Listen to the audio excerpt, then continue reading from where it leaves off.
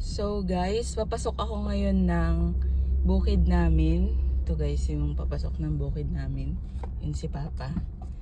Mag-aani kami ngayon ng saging. Hintay ako ni Papa. So yun guys, namaniobra ko na yung sasakyan. Ito na ako papunta sa bukid. Papunta na kami ngayon kung saan nakatanim yung saging. Mag-aani na kami.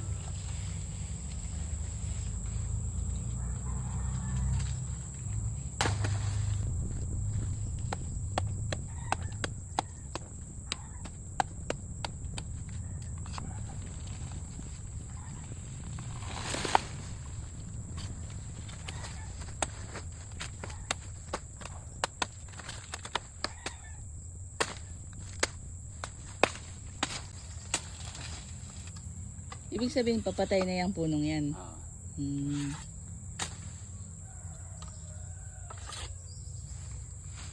dami na pala nakain. Yeah. Ano kumain yan pa? Ibon? Ibon. So ayan guys. Ano namin. Ito na kami sa sasakyan. Papaikot ka.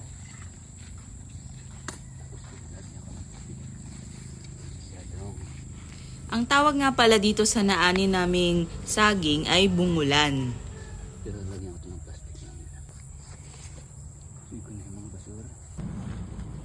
Sabi na palang hinyo. So guys, yan nalagyan na namin. At uuwi na kami.